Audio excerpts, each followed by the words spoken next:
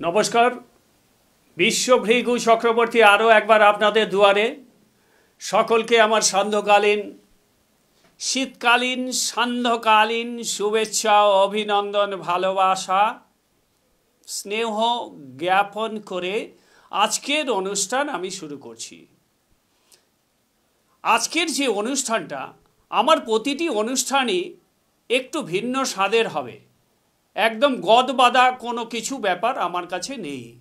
আমার কাছে যে অনুষ্ঠানটা আজকে হবে সেটা সম্পূর্ণ ভিন্ন স্বাদের, যেটা বিগত দিনে আজ পর্যন্ত কেউ জ্যোতিষ জগতে এই প্রোগ্রামটা করেনি। জ্যোতিষ নিয়ে অনেক ব্যবসা প্রোগ্রাম চলে, সেটা নয়। আমার ব্যবসার কোনো ব্যাপার নেই। আমি আপনাদের একটাই অভিহিত করতে চাই, আপনাদের জানাতে চাই, আপনাদের কাছে আমার একটাই আবেদন। সেটা কি, আপনারা আমার Facebook page Biswabhrigu Chakraborty, BISWAVRIGU Bhrigu Chakraborty, Facebook পেজে আপনারা গিয়ে আমার এই প্রোগ্রাম আপনারা ফলো রাখুন।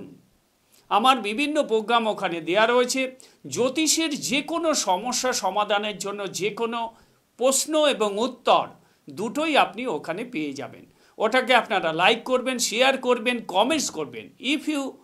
If you face any kinds of problem, to contact with me over phone. Every day I am talking around 9 PM to 10 PM, মানে আমি রাত 9টা থেকে 10টা পর্যন্ত প্রত্যেকটি লোকের সাথে আমি কথা বলি। প্রত্যেকটা লোকের সাথে আমি কথা বলি তাদের সমস্যা সমাধানের জন্য। তাদের সমস্যা সমাধানের জন্য আমি প্রতিদিন তাদের সাথে কথা বলি। এটা আমি এমন কোনো জ্যোতিষ সাবজেক্ট নিয়ে আমি কোনো ভগবান নই, বা আমার কোনো অ্যাসিস্ট্যান্ট নেই। কিন্তু দেখবেন সারা দুনিয়ায় জ্যোতিষ যারা করে তাদের 2-3জন করে অ্যাসিস্ট্যান্ট কিসে লাগবে দাদা? অ্যাসিস্ট্যান্ট কোন কাজে লাগবে? জ্যোতিষের প্র্যাকটিসে কি প্রয়োজন? একটা জ্যোতিষীর যে কোনো একটা ছক বিচার করতে গেলে মিনিমাম 1 থেকে 1.5 ঘন্টা লাগে। এই কথাগুলো বলে আপনাদের সময় নষ্ট করব না। আমি আমার প্রোগ্রামে ফিরে যাচ্ছি। আজকে যেটা নিয়ে আমি প্রোগ্রাম করব সেটা খুবই ভাইটাল, খুবই ইম্পর্ট্যান্ট। এইটা আপনাদের শুনতে হবে, জানতে হবে। সেটা কি, আপনারা সবাই জানেন অগ্রহায়ণ মাস চলছে, এরপরে পৌষের পর মাঘ ফাল্গুন, পরপর 2 মাস খুব বিয়ের সিজন। তো আপনাদের কাছে সেটাকে কেন্দ্র করেই আমি কিন্তু আজকের প্রোগ্রামটা ঠিক করেছি। কি বলবো, আজকের যে প্রোগ্রামটা সেটা হচ্ছে জটক বিচার। তো জটক বিচার আপনারা কিন্তু বিভিন্ন জ্যোতিষীর কাছ থেকে বিভিন্ন রকম সলিউশন, বিভিন্ন রকম বক্তব্য শুনেছেন। কিন্তু আমার যে প্রোগ্রামটা সেটা শুধুমাত্র জটক বিচার ছাড়াও, জটক বিচার is not necessary for every chart. জটক বিচারে কিন্তু সব কিছু মেলে না। কারণ আমি বিগত দিনে অভিজ্ঞতায় দেখেছি, জটক বিচার করে আমাদের জটক বিচারের একটা সিস্টেম আছে, একটা মার্কস দেয়া রয়েছে। জ্যোতিষের কতগুলো অষ্টকূট বিচার আছে। এই জটক বিচার করতে গেলে অষ্টকূট বিচার করতে হবে। বর্ষকূট, তারাকূট, গ্রহমৈত্রীকূট, রাশিকূট, জনিকূট, এইরকমভাবে প্রত্যেকের আলাদা আলাদা নাম্বার দেয়া আছে। এই নাম্বারে কে কত মার্কস পাবে তার উপর ডিপেন্ড করে বলা হচ্ছে এই মেয়েটির সাথে এই ছেলেটির যদি এই ছেলেটির যদি বিবাহ হয় তবে খুব ভালো হবে। তবে আমি আমার অভিজ্ঞতায় এটাই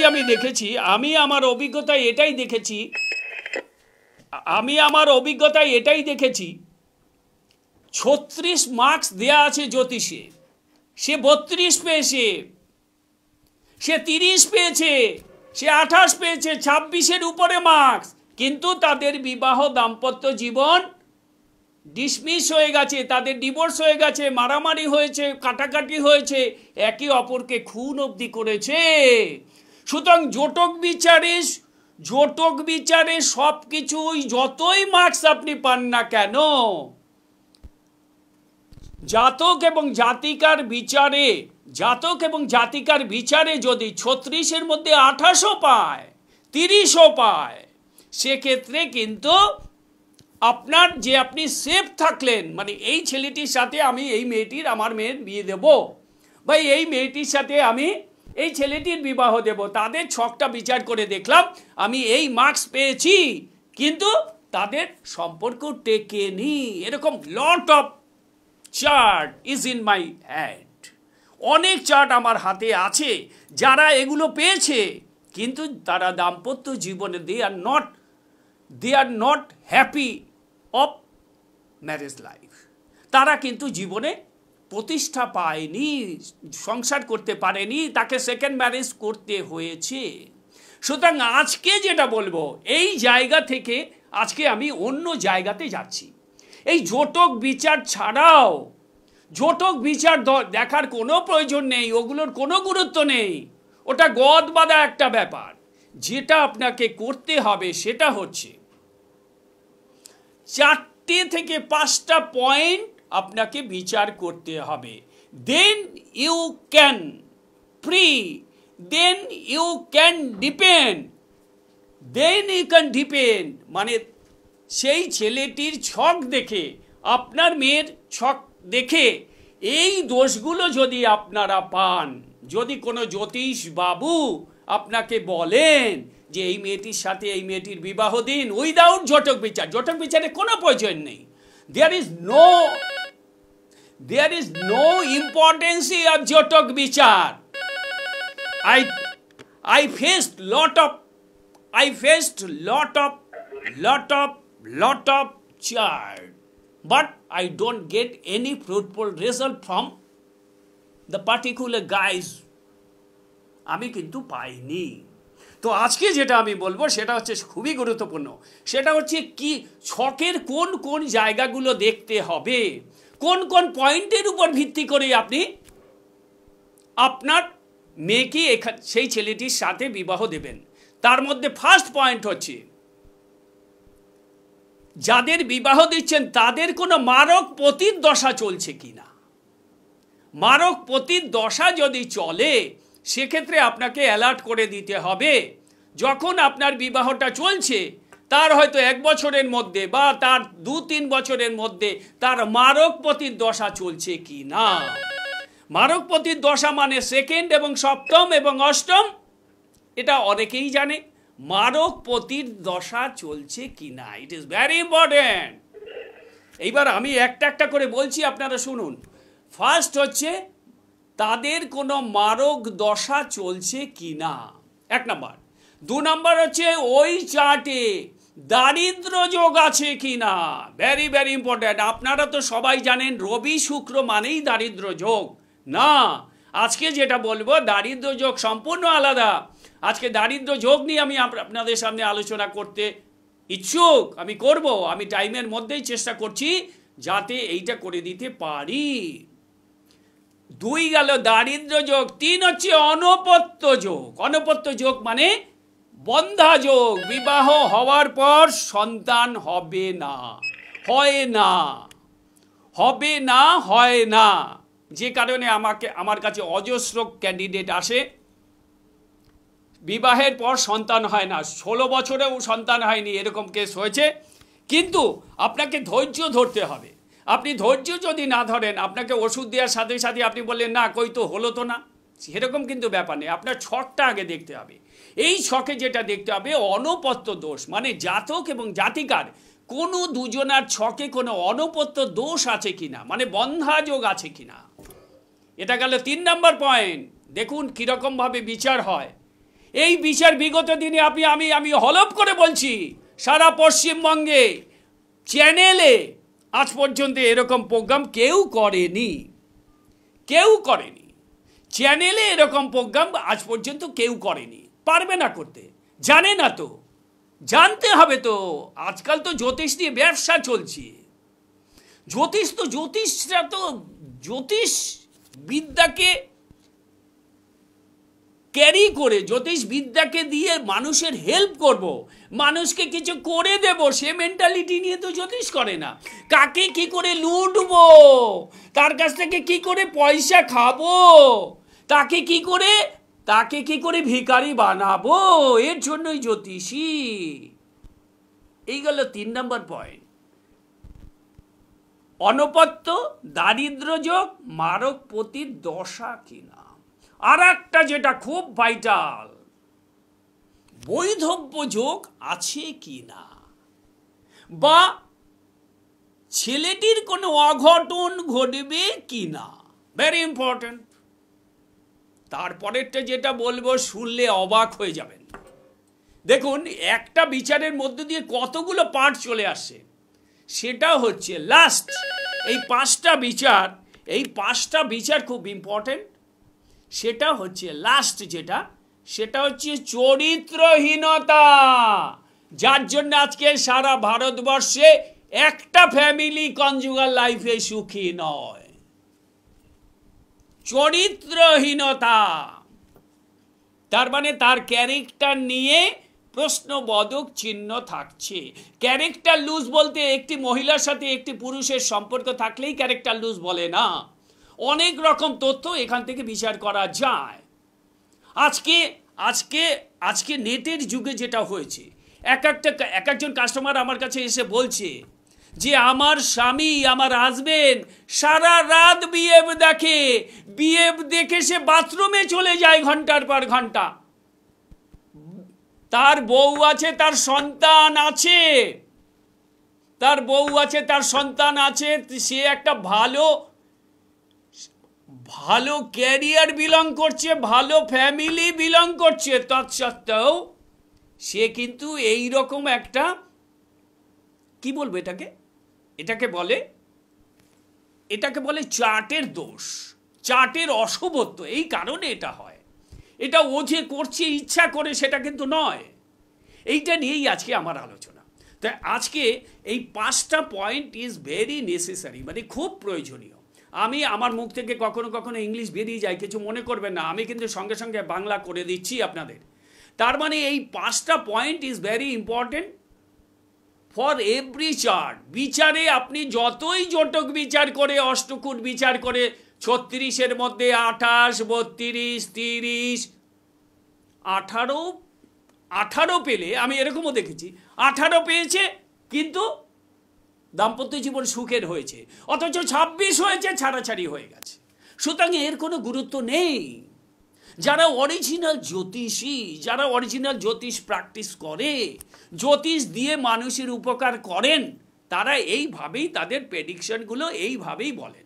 তো আজকে যেটা আমি বলতে চাইছি, আপনারা বুঝতে পারলেন কি পয়েন্ট নিয়ে আলোচনা করলাম। ফার্স্ট হচ্ছে মারক দশা, মানে যখন আপনি ছেলেটির বা মেয়েটির বিবাহ বন্ধনে তারা আবদ্ধ হচ্ছে, তারা একে অপরের কাছাকাছি চলে আসছে, সান্নিধ্যে চলে আসছে, তখন তাদের 1, 2, 3, 4, 5 বছরের মধ্যে কোনো মারকপতির দশা চলছে কি না। Number 1 is very important. Number 2 হচ্ছে দারিদ্র যোগ। আজকাল আপনারা দেখেন যে এই ছেলেটিকে বিবাহ করবার পর ওর চাকরি চলে গেল, ওর ব্যবসায় মন্দা চলে এলো। সেটা কি কারণে? মেয়েটির কারণে। ছেলেটি দারুণ ব্যবসা করতো, দারুণ চাকরি করতো, কিন্তু তার চাকরিতে ডিমোশন হয়ে গেল, কোম্পানি চেঞ্জ হয়ে গেল, এমন একটা জায়গায় তাকে ট্রান্সফার করলো যে জায়গায় গিয়ে সে কিছু রোজগার করতে পারছে না। He cannot earn more or more money. সেই জন্য দারিদ্র যোগটা দেখা ছকে সবচেয়ে বেশি গুরুত্বপূর্ণ। এই যে 5টা পয়েন্ট বলবো, এই 5টা পয়েন্টের 5টাই গুরুত্বপূর্ণ। অনপত্য দোষ, স্বামী স্ত্রীর সংসার ভেঙে যায় কেন? যখন বাচ্চা না হয়। প্রত্যেকটি মেয়ে, প্রত্যেকটি নারী চায় বিবাহের পর আমি মা হব, এটাই হচ্ছে প্রকৃতির নিয়ম, এটা কোনো ভুল নেই। কিন্তু কোনো কারণে যদি ছকে দেখা যায় যে এদের মা হওয়ার কোনো সম্ভাবনা নেই, একটা জ্যোতিষীর উচিত তাকে সঙ্গে সঙ্গে just notice the couple or his or her family. এটা সঙ্গে সঙ্গে নোটিস করে দেওয়া উচিত যে এই ছক কিন্তু আমি পাচ্ছি।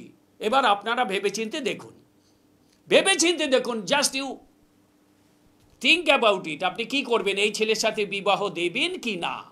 ওর হয়তো ইম্পর্টেন্সই আছে, ইম্পর্টেন্সই মানে ধ্বজভঙ্গতা, নপুংসকতা, এগুলো আছে। ওর শুক্রের পজিশন খুব খারাপ, চন্দ্রের পজিশন খুব খারাপ, রাহুর পজিশন খুব খারাপ, ওর ইম্পর্টেন্সই আছে, ধ্বজভঙ্গতার একটা লক্ষণ আছে। এই হচ্ছে অনপত্য দোষের একটা বিচার হয়ে গেল।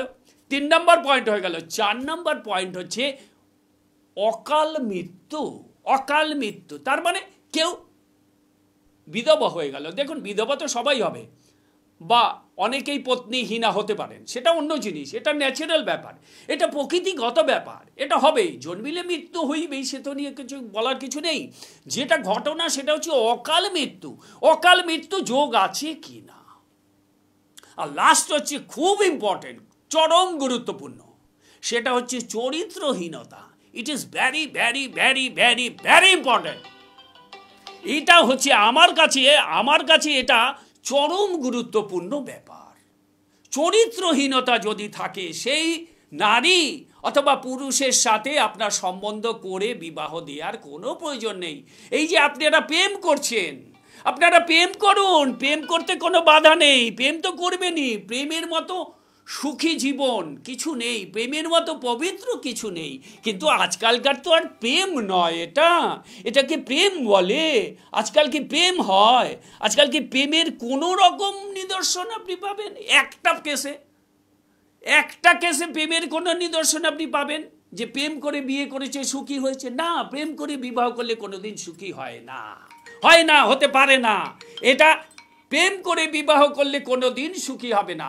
আপনারা হয়তো বলতে পারেন যে না, আপনি ভুল বলছেন, কিন্তু না, আমি আমার বিচারে দেখেছি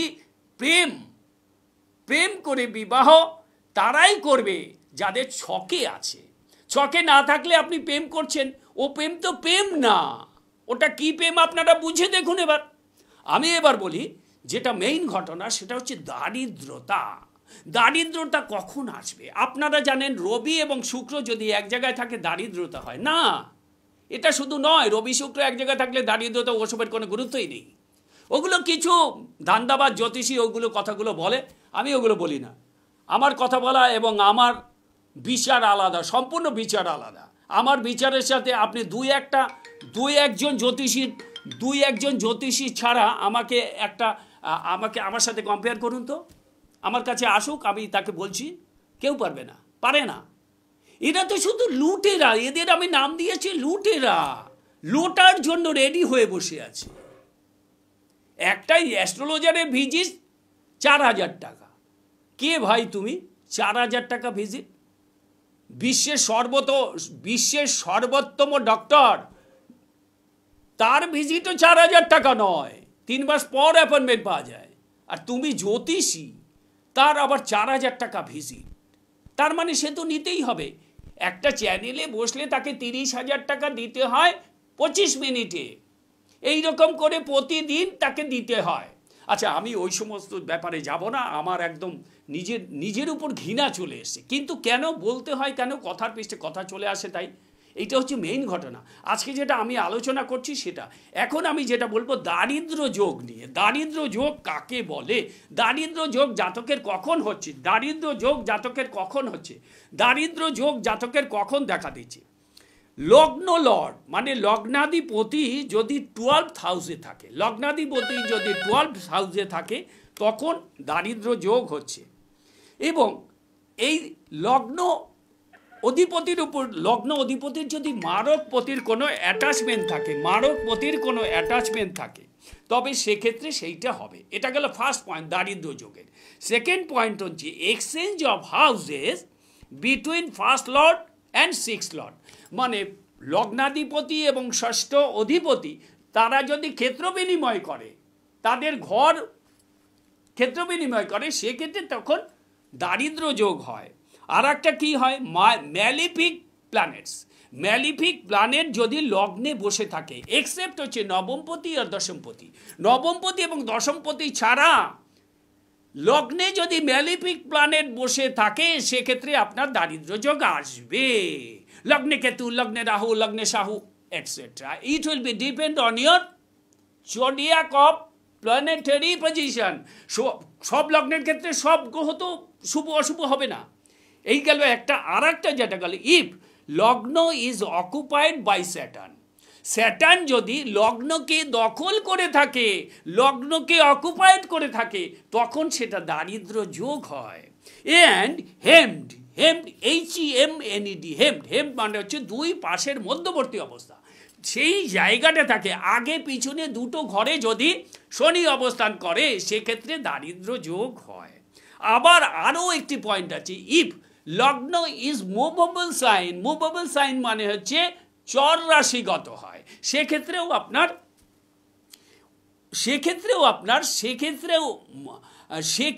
আপনার দারিদ্রতা যোগ আসবে। এবার আমি চলে যাচ্ছি অনপত্য দোষে।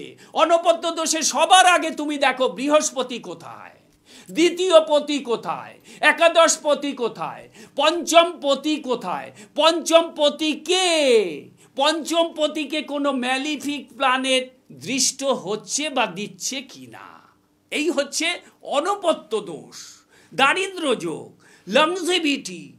তারপর যেটা চরিত্রহীনতা, চরিত্রহীনতা ইজ ভেরি ইম্পর্টেন্ট। আপনি সবার আগে চরিত্রহীনতাটা দেখুন, সেই সম্পর্কে আবদ্ধ হবেন না, গ্যারান্টি দিচ্ছি।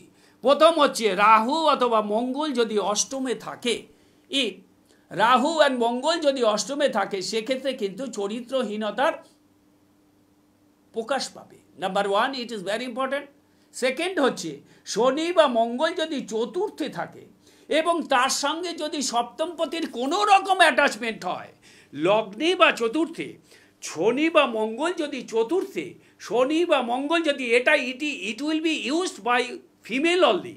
এটা ফিমেলের ক্ষেত্রে ব্যবহার করা হয়, পুরুষের ক্ষেত্রেও মিলবে কিন্তু ফিমেলের ক্ষেত্রে বেশি মিলবে। কি বলা হচ্ছে, চতুর্থভাবে যদি মঙ্গল এবং চতুর্থভাবে যদি মঙ্গল বা শনি থাকে এবং সপ্তম পতির কোনো অ্যাটাচমেন্ট থাকে সেক্ষেত্রে তার চরিত্র খারাপ হবেই। লগ্নে পঞ্চমে নবমে যদি কোনো শুভগ্রহ না থাকে, লগ্নে পঞ্চমে নবমে যদি শুভগ্রহ না থাকে সেক্ষেত্রেও আপনার কিন্তু চরিত্রের দোষ থাকবে, সেক্ষেত্রেও আপনার চরিত্রের দোষ থাকবে। রাহু অথবা শনি যদি নারীদের ক্ষেত্রে রাহু অথবা শনি যদি নবমে থাকে, please note it down, Rahu বা শনি যদি নবমে থাকে নারীর, সে দুশ্চরিত্রা নারী হবেই। আমাকে হয়তো অনেকেই গালি দিচ্ছে, পিছনে দেখুন অনেকে গালি দেবে, বলে উনি শুধু নারীর বিচার করতে এসে, অসৎ যাদের চরিত্র খারাপ তাদের। হ্যাঁ, এটা খুব দরকার তো। প্রতিটি সংসার একদম ডিসমিস হয়ে যাচ্ছে, ডিমিনিশ হয়ে যাচ্ছে, ডিস্ট্রয় হয়ে যাচ্ছে প্রতিটি সংসার। এই জন্য সবার আগে নারীর ছকটা দেখুন। আপনি যখন আপনার ছেলেকে বিবাহ দিতে যাবেন তখন সবার আগে ভালো জ্যোতিষীর কাছে যান, যারা জানে, ওই 5,000 টাকার ওই চ্যানেলে বসে প্রোগ্রাম করে তাদের কাছে নয়, যারা জানে অরিজিনাল জ্যোতিষটা কোথায় লুকিয়ে আছে তাদের কাছে যান। তার মানে রাহু অথবা শনি যদি নারীদের নবমে থাকে সেক্ষেত্রে নারী দুশ্চরিত্রা হবে, তার সাথে বিবাহ দিলে কোনো দিন আপনি সুখী হবেন না। রাহু কিন্তু প্রচণ্ড যৌন ক্ষুধা বাড়ায়, শুক্র যৌন ক্ষুধা বাড়ায়। রাহু অথবা শনি যদি নবম বা পঞ্চমে, আমি বলে দিয়েছি নবম বা পঞ্চমে যদি এইরকম থাকে, নবম বা পঞ্চমে যদি এরকম থাকে সেক্ষেত্রে এরকম হবে। আমি পুরোটা বলতে পারলাম না, আরও একটি বড় এপিসোড করব এটা নিয়ে। ভালো থাকবেন, আনন্দে থাকবেন, সুখে থাকুন। জয় জয় তারা, জয় মা।